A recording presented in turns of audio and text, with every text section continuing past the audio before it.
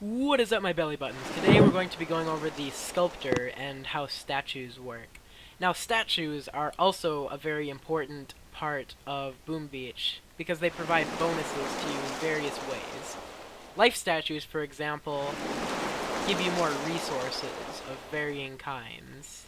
Ice statues improve your base defense, so if you're a hardcore turtler or you're defending against Hammerman, you'll need ice statues. Magma statues help incrementally with offense. They give you more health and more damage.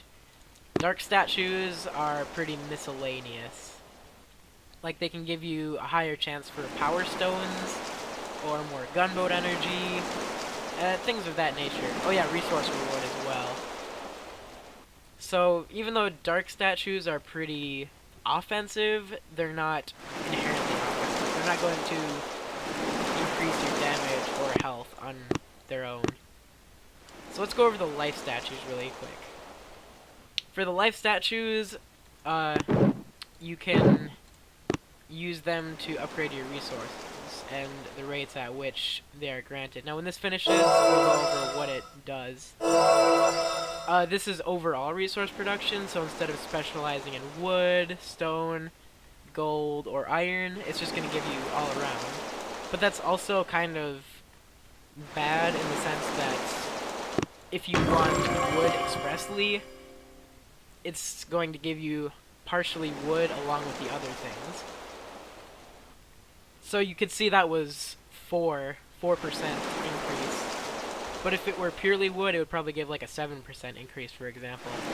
So it has to do with specializing and things of that nature. You can see down here the convert function. Now, back in the day, you would have to make idols and trash them in order to receive life shards. And you'd have to do that over and over. It was a meticulous process. I didn't like it. Now you see these 3 tiers of crystals down here. Fragments are very small. They make idols, and idols aren't very good for much. Shards are the middle tier. They're not quite good, but they're not quite bad either. They're just that happy medium. Now, crystals, on the other hand, they make masterpieces. And shards make guardians. Yeah, you know how it works. And masterpieces, they take 10 hours to make. But they're very good. And you can only have a limited number of statues. So you could have 7 idols, which wouldn't do much for you, or you can have 7 masterpieces, which will do something of a masterclass for you. Depending on your playstyle, this is where you really chisel and define it. Like, for example, I'm an active player, so I use resource rewards and offensive statues. I just kind of splice them in with each other to generate an offensive structure, I guess. But if you were more of a turtling player who didn't attack much, you just kind of signed in to collect your resources, you would want life and ice statues.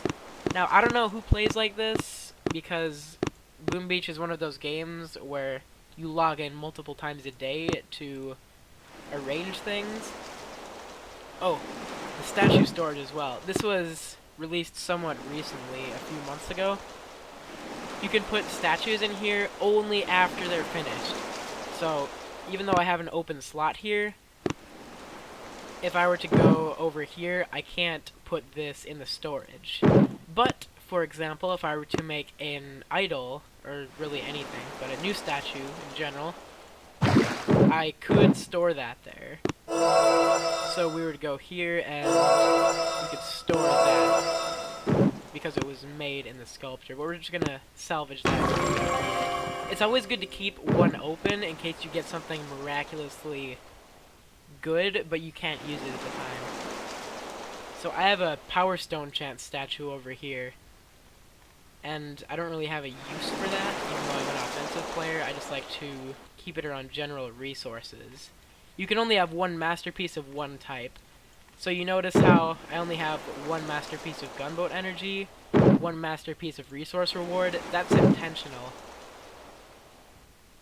But I do have guardians of resource reward. Power powder is made from dismantling masterpieces. So it's kind of like an ecosystem. So if you make the idol and then you destroy the idol, you'll get shards, and if you make a guardian and you trash that, you will get a crystal. But if you trash a masterpiece, which is made of crystals, you will get power powder. Now power powder is very good. You can boost your statues so that they're more effective for a time. So you can see my troop health is 12%. And I don't really feel like boosting the troop health statue, but I probably will be doing some kind of raids later, so I will boost the resource reward statue. So it's at 44% right now. But if we boost it, it will go up to 88%.